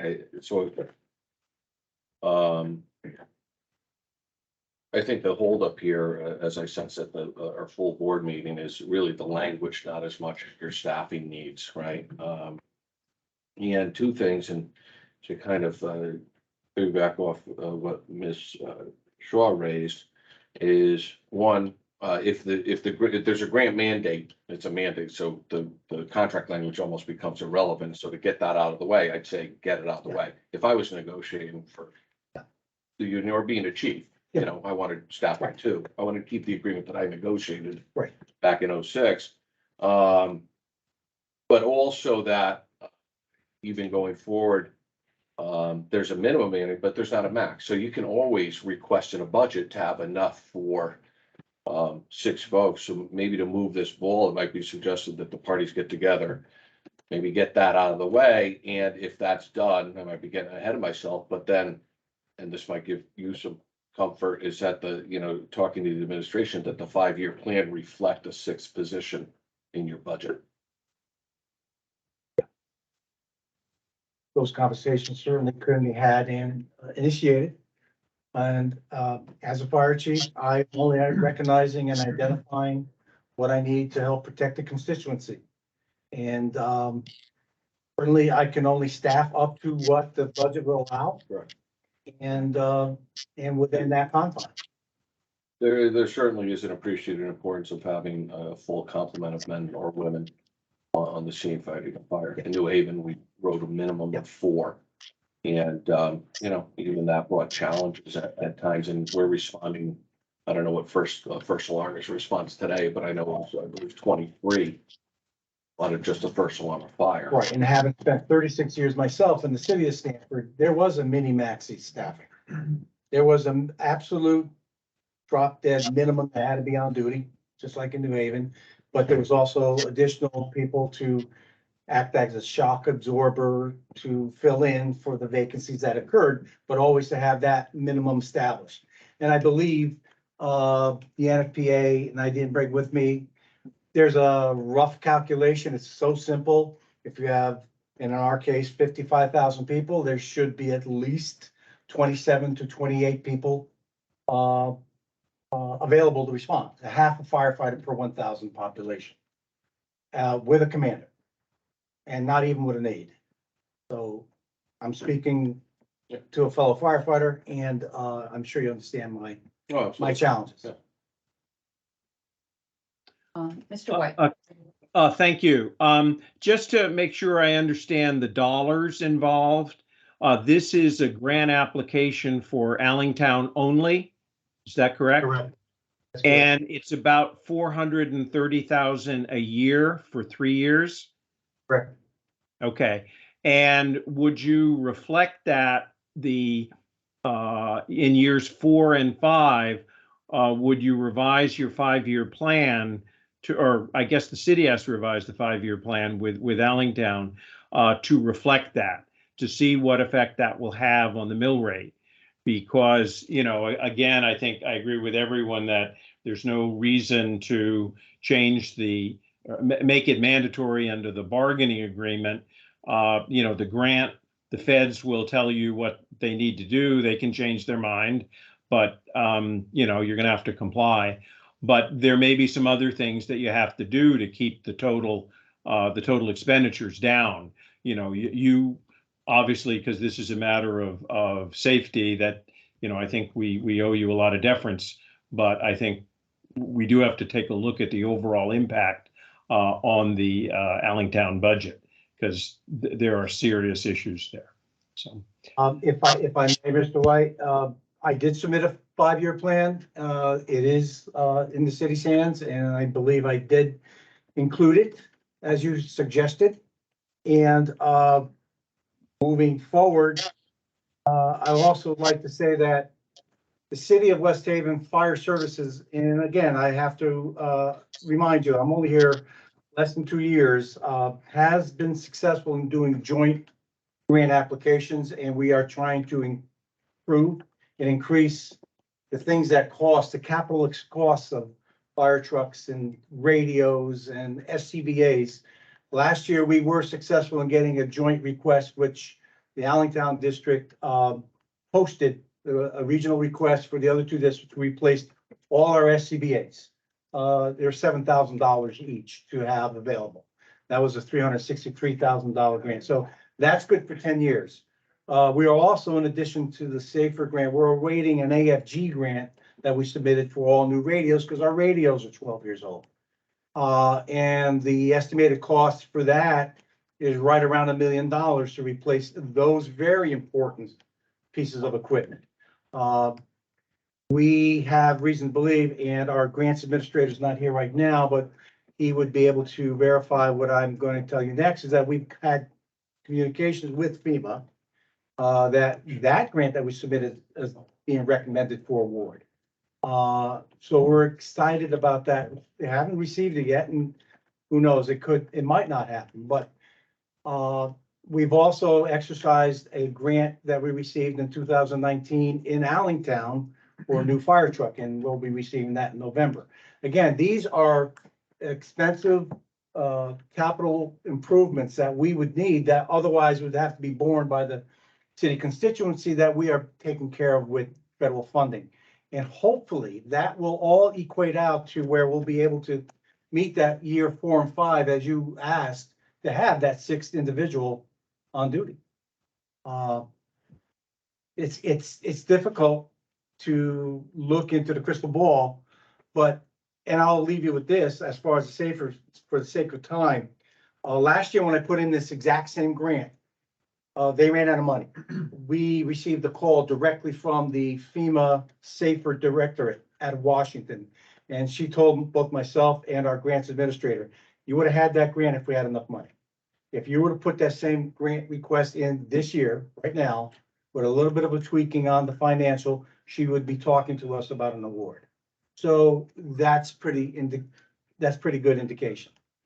So we have our fingers crossed, but we think we're going to get it. So, I mean, we're talking right now, we don't have it yet, but we anticipate hearing within the next few weeks. But it's important that you all understand that. Now you had a question. No, I mean, I certainly am not, I certainly don't have any experience telling you how to run a fire department. I don't intend to, but we are a municipal accountability Yes. review board. Yes. So we look at numbers, and that's what we're here for. Right. So the question at the end of the day, to me, is you get 430,000 a year times 3, which is $1.3 million. Yeah. If we extrapolate the numbers out, we have, I think our job is to see what happens after year 3. So we have to look at, Okay. you know, not only the 5-year plan, but you have to kind of extrapolate out and say, okay, what's this really going to cost? Because Allentown, I know you've only been here for 1.5 years. I've been on the board, I think, 3 years. And the financial issues with the fire districts is certainly an issue.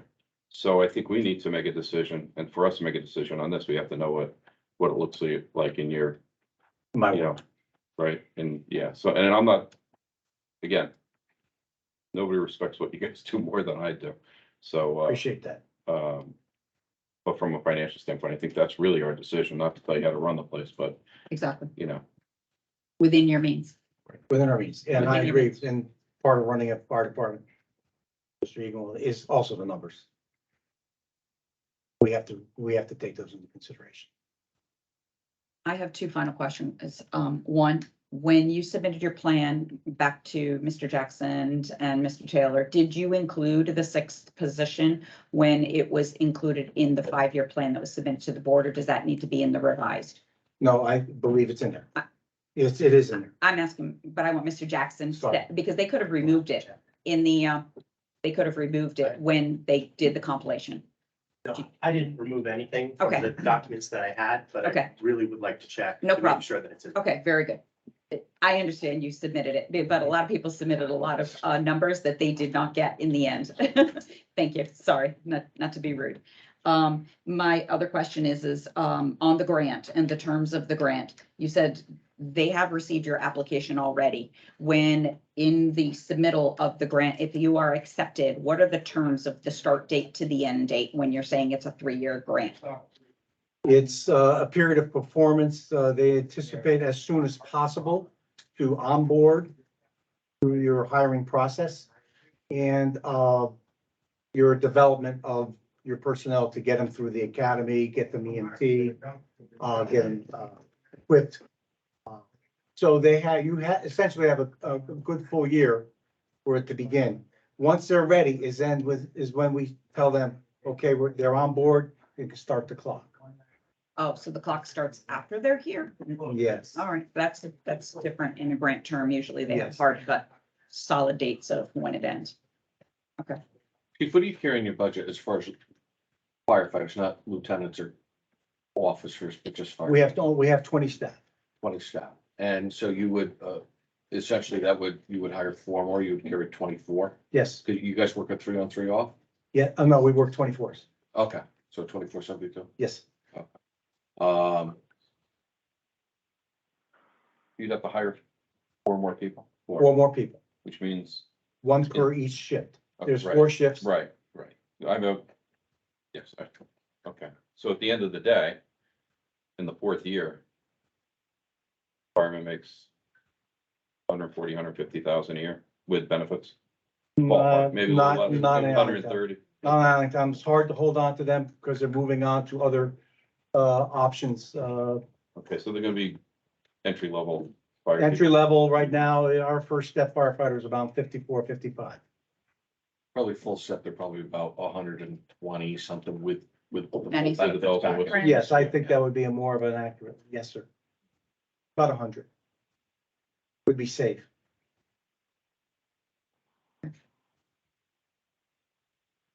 Any other In questions? general, we had about 41%.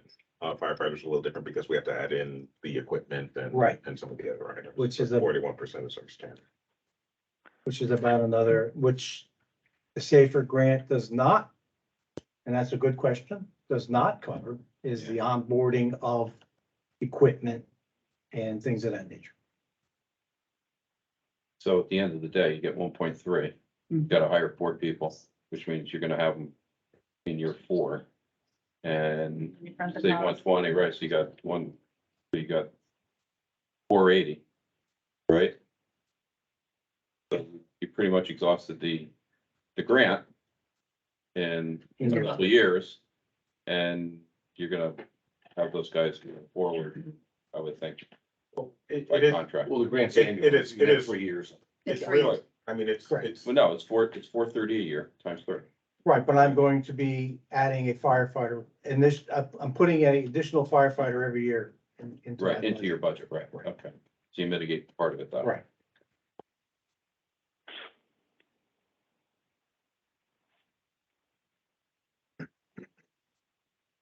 Any other questions on this topic? I guess just a question for me and probably the chief in the union is where have we left them at?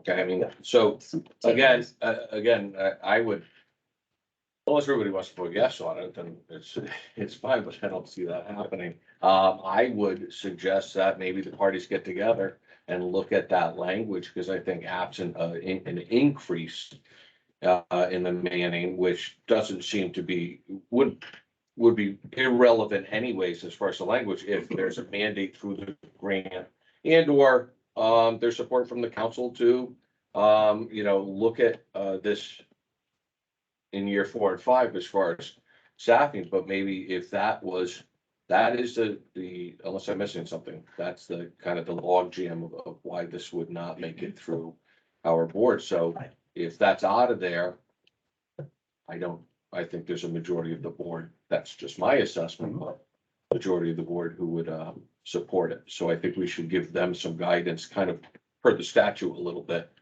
to say where we think the parties need to be for the majority here to support it. Yeah, I would agree. If you can come back to the full Full MARB board meeting with that language going from 5 to 6 removed from the contract, I would be ready to support the contract.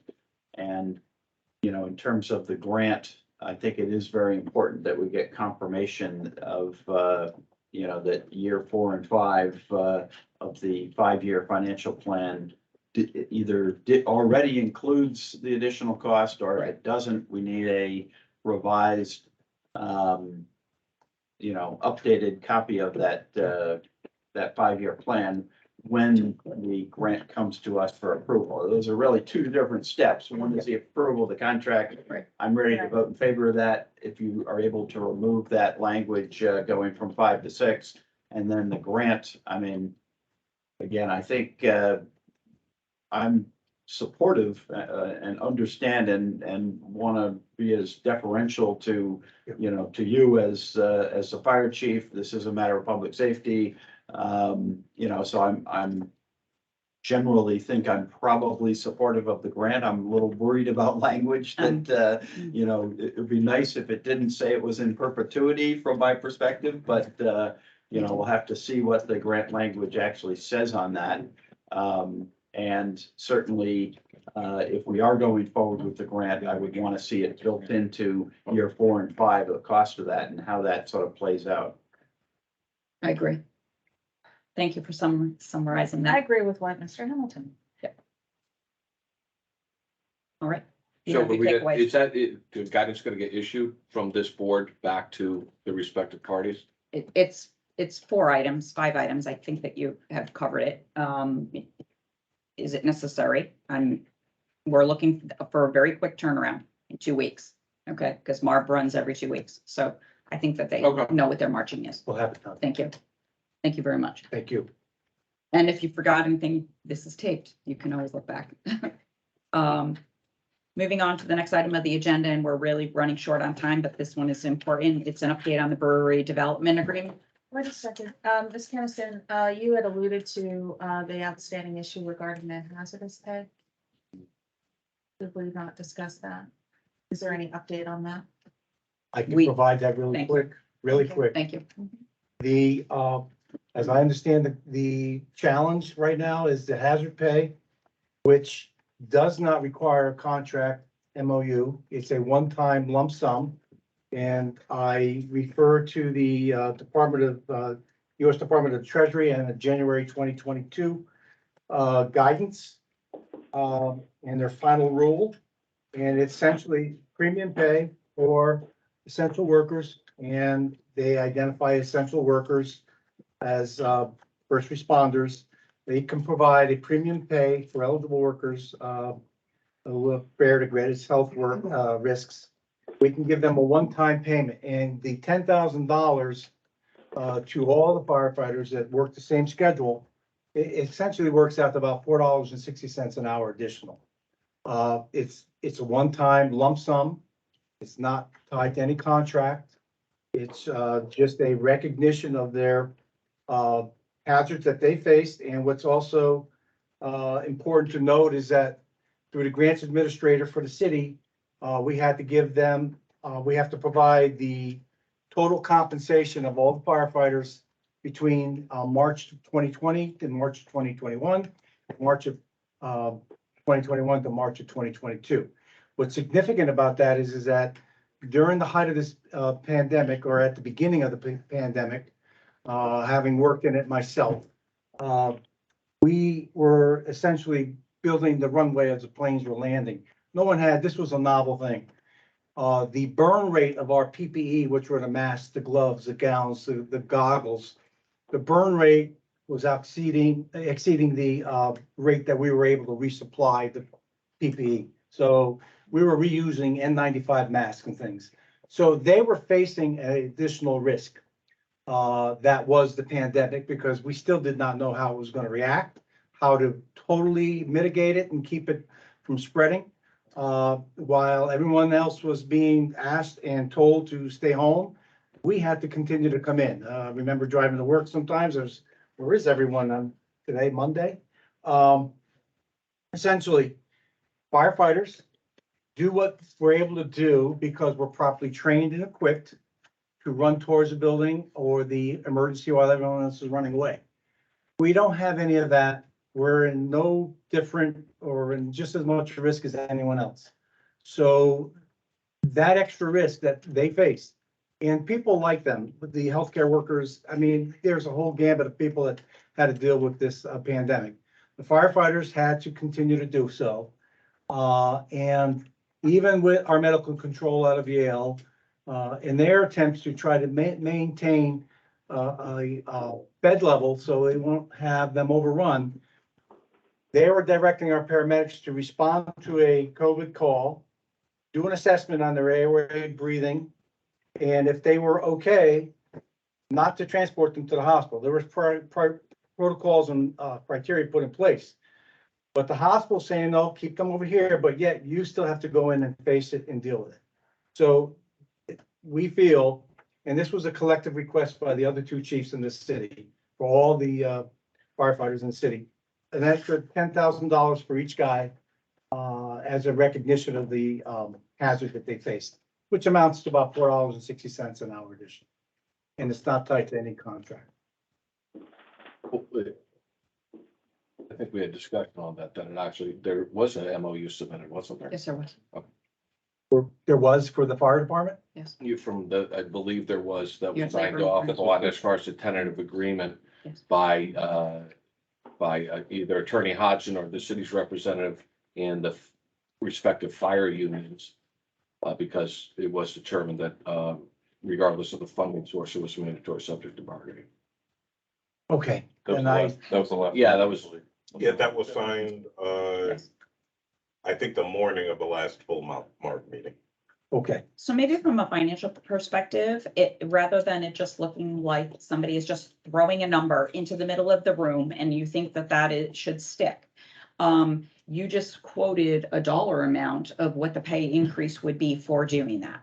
Maybe having that calculation supplied to the staff that we could then share might be helpful for us to understand that, so that we know that this is a reasonable number versus it's not a reasonable number, because there is a base pay increase that was already provided to us before for 10,000 for the police, and that was a bump up on the base of the police side.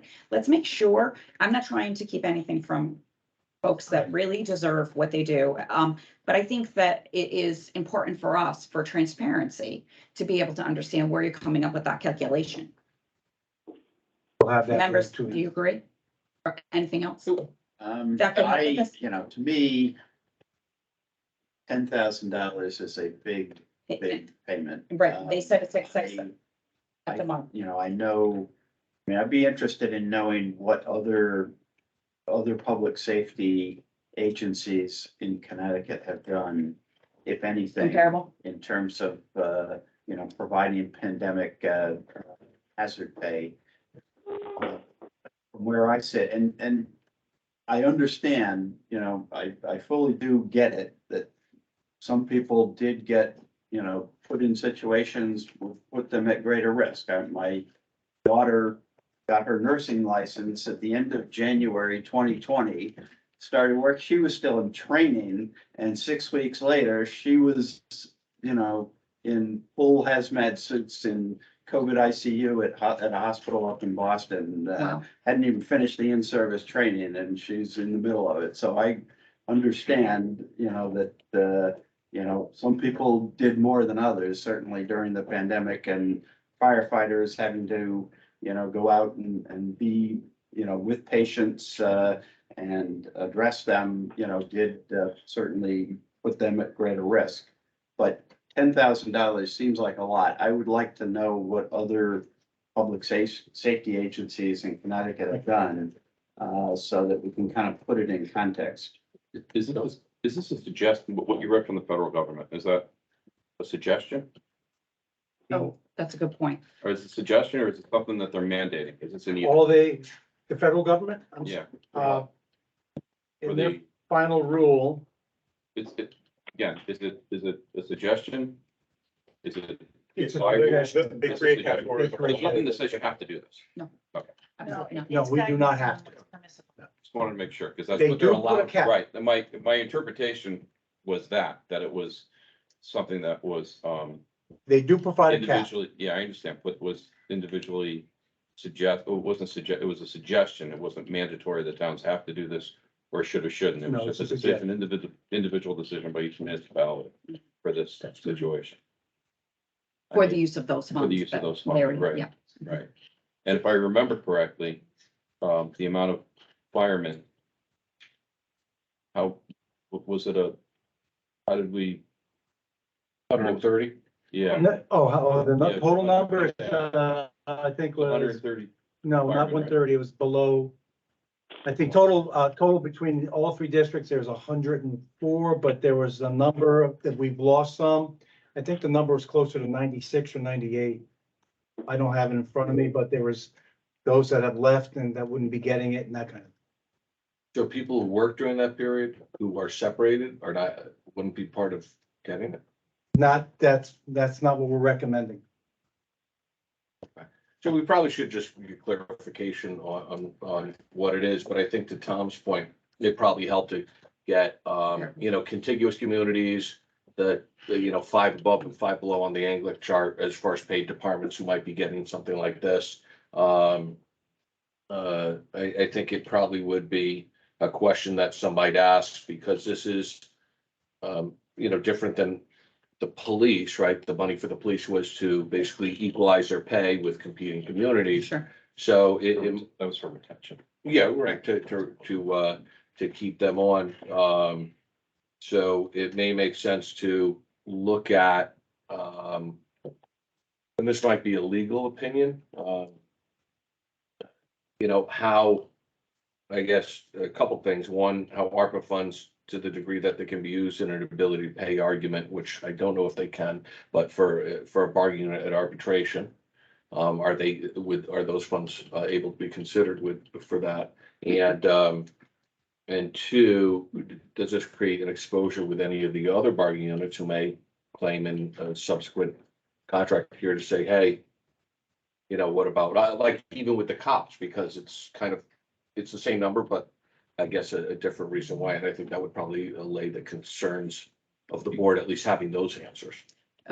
One moment.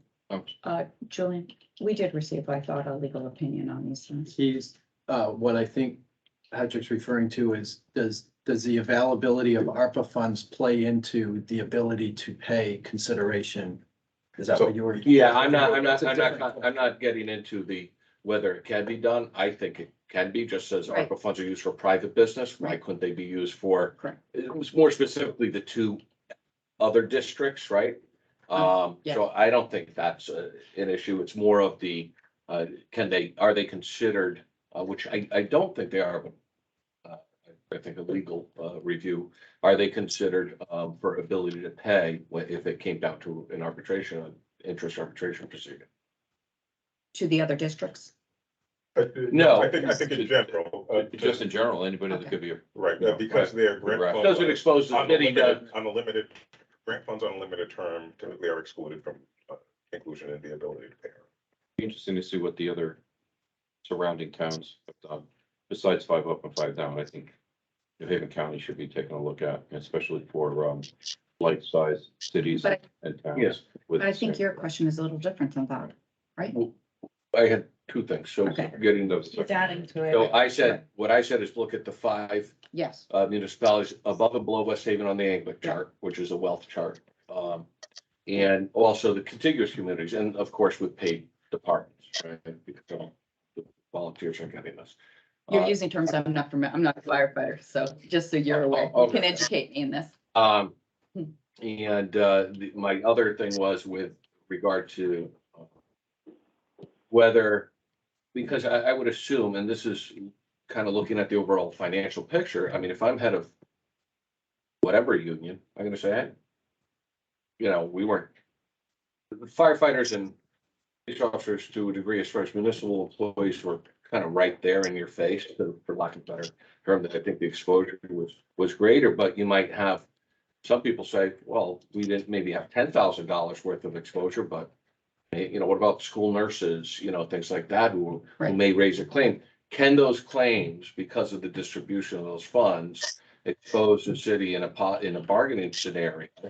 At interest arbitration to, one, make that argument, and two, can they be considered to be used for, as far as the overall wealth of the city when it comes out to paying. But even if they can't, would the payment itself be able to be brought up by another bargaining unit to say, hey, give this to Right, these you guys? gave, What, this group of employees. what about in us? West Haven, yeah, what about us? yeah, and so, And you it's know, all of them. It's the whole. Yeah, well, I mean, Right, the could be interest school scores, employees, Right. could be and they can stop doing their job if I they would, did. anybody who I was. would think that. listen, as far as a union raising it, I would if I was a union president or somewhere else, absolutely. I mean, so that's not even a question in my mind. The question is there real exposure there? And I don't know if there's things within the grant that would disallow that argument being made, but I think it requires a legal review by someone. Kim, a related question. I know when we discussed the police, there was an issue that as a result of this kind of payment, that there would be an effect on retirees, that they would be entitled to something. Do we know that that is not the case here? Question. That is not the case here. Okay. You would have had to have served during a certain period, and you would have to still be on the rolls when the hazard pay is issued. Okay.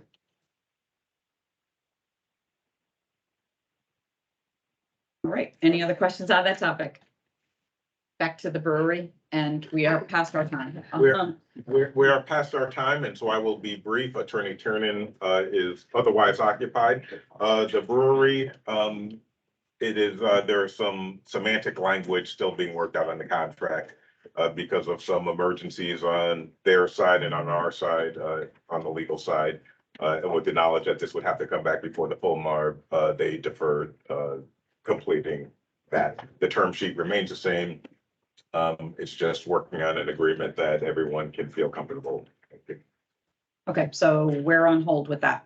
We're on hold, but it will, they See a understand the deadline of the 29th, and they have committed to having a document for distribution far in advance of that. Thank you. Okay, contract prior to the 29th. You have a question? No. We have MOA action plans included in our packet. I don't think we're going to go through those today, or can we get an agree? Unless you wanted to do a very quick update, I'm thinking that we're going to table it and we're just going to look at the materials that we have been provided to us. I can do 40 seconds. We do have IT personnel. Yep. We have ARPA here as well. Yes. My quick update Thank you. is that some things have been delayed a little bit because of supply chain issues on the IT side. So we're working through that out of our control. Internally, we have some personnel issues. It's an employees market. So we've had some people leave and we've had trouble onboarding some additional resources here. But we're working with CCM now to assure that we are right pricing the positions so that we can actually bring in the top quality team that we need. A lot of the people here are those type of top quality people. And that is the mechanism that we want to continue.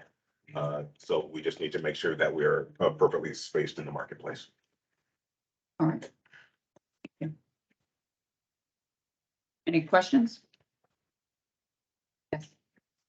Curious to know, and this is directed to Julian as well as to Mr. Jackson, the outstanding request for confirmation of ethics compliance. I thought we were awaiting a list of who has complied and not complied, but also the universe of employees who are required to comply with the ethics disclosures. Have we received them? We have received just what we've given to the members, so we have not received a complete list of all of the employees. We have only received the documents that they had on hand. And so we do not have a complete list of who is on staff and who we should be receiving them from. So we don't know how many are outstanding. Right, so I underscore the interest of the committee in getting a comprehensive list of who is required to submit that. I Which do is all remember. employees. Okay, and because what we want to know is who has yet to comply, Correct. because that was a prominent issue in the forensic audit. And we also asked for the city council as well. We asked for both parties and like ARPA, if they are playing a role in that ethics. I think we received the ARPA. Yeah, so I mean, I think it's easier to verify city council. Yeah. Because you can count how many you got back. Mhm. If they got all, and I'd have to go back through them and see. But they should Well, be with the- providing that. Right, it would be better if we had sort of They that should be providing. tabulation, but the other officials, it's. Because we don't know who's required, we can't really Exactly. determine compliance by just looking at. So it is unfortunate that Attorney Tiernan is not here. I'd hope to direct this question to him. But if you would mind, I know this is outside of your lane, Mr. Jackson, but I would like a date certain when we can get that information. That's a long-standing and outstanding. It is my understanding that, in large measure, the request has been satisfied, but I can certainly try to get to, you don't believe so. The request was for a list, Oh, who needs to submit and who did. Just a list, who did and who certified. And what's outstanding? And who, right, and so. What was submitted a little while back. Was copies of forms. But again, But you have access to the yeah, instant. exactly. Gotcha. Okay, okay. We know based on the number of employees that we do not have enough. and it shouldn't be this hard, Mr. Jackson. Because I think that once I mean, it just seems. The it's lack much of more difficult. transparency Yes, is not helpful. will only cast a harsher light on those who fail to disclose, is what I'm suggesting. It's taking way too long. I will consult with Attorney Tiernan and ask that very simple question: who should, who did, who didn't? Thank you. Could that list include the person's position? Just so we know, if we're missing a bunch of clerks. But, we'd like to know at least the people in the government, what their position is. Thanks. Thank you. Thank you. Last item on the, is any other business, if we have any. If I may, I know there has been some concern about the city's market access. As we were in this meeting, Thank we were selling notes. We were oversubscribed on those notes. And I'll have a final counting of that in about 2 hours. How much did you sell? 6.5 million. 5? I'll have to see. So you'll give us the total interest cost for all the issues. Okay, great. That'll drive down the costs. It will. If we oversubscribe, means the cost goes down. Absolutely. No other business? Thank you. Shall I get a motion for adjourn? So moved. Motion to adjourn. I second. Thank you. Vote. All in favor? Aye. Aye. Mr. White? Yes, of course. Thank you. Thank you for joining us.